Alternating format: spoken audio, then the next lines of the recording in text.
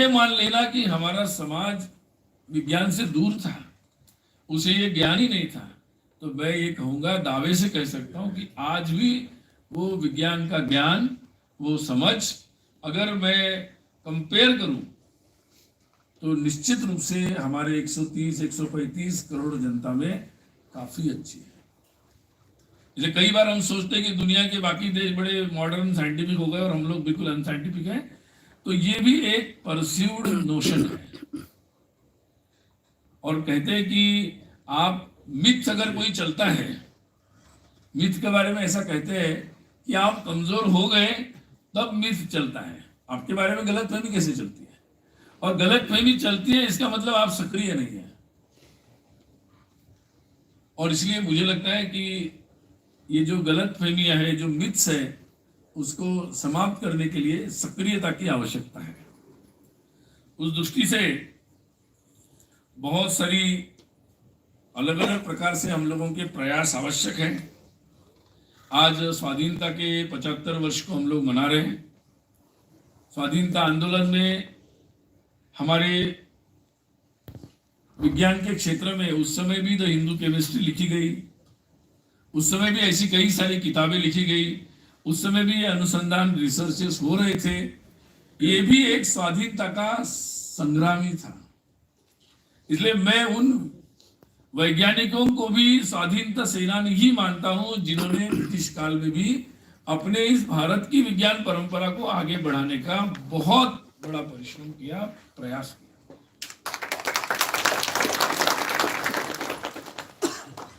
और आज भी बहुत सारा ज्ञान अलग अलग भाषाओं में, लिपियों में, जिन लिपियों को हम जानते नहीं, लासा में बहुत सारा नालंदा का साहित्य आज वहाँ है। जितने भी चाइनीज ट्रेवलर्स आए थे उन्होंने जो लिखा भारत के बारे में वो मैंड्रीन में और वहाँ की उस समय की चाइनीज भाषा में, चाइना में उपलब्ध है। और वेस्ट में भी जाएंगे तो अभी भी बहुत सारी राखी गढ़ी से लेकर आप लिंक बनती है, कितने सारे आर्कियोलॉजिकल साइट्स खुल रहे हैं जहाँ पर बहुत सारी ऐसी सामग्री मिल रही है।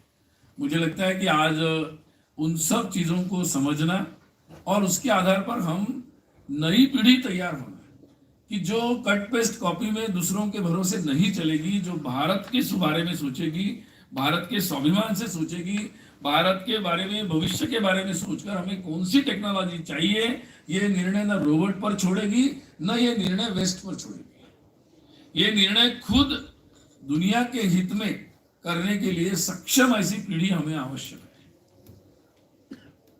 और इसलिए मुझे लगता है कि आज इस दृष्टि से ये मंथन बहुत आवश्यक है।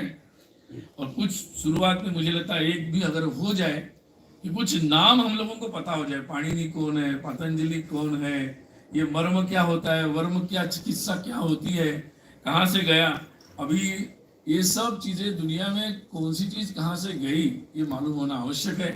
मैं और ज़्यादा नहीं कहूँगा, लेकिन कई बार कभी कभी एक ही बात छोटी सी बोल के ख़त्म करूँगा।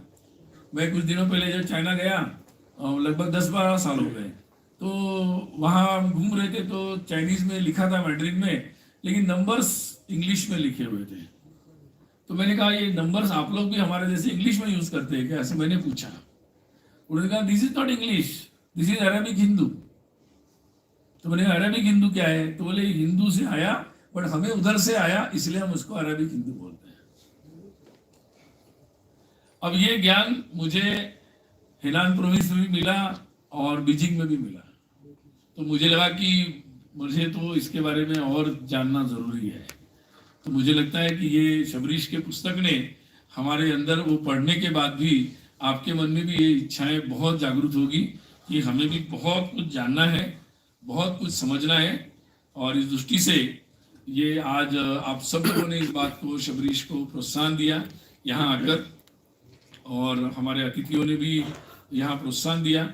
मैं फिर से एक बार शबरीश को बधाई देता हूँ, संक्रांत जी को भी बधाई देता हूँ कि मैंने ये काम आपने लिया है।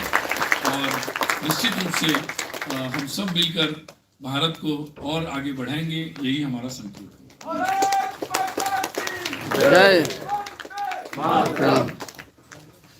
धन्यवाद भाई साहब। आपने अपने संबोधन में बहुत ही अच्छी प्रकार से यह प्रस्तुत किया कि भारत की जो परंपरा है मात्र ज्ञान की नहीं है, इसलिए उपनिषद वाक्य का यहाँ बताना आवश्यक समझती हूँ।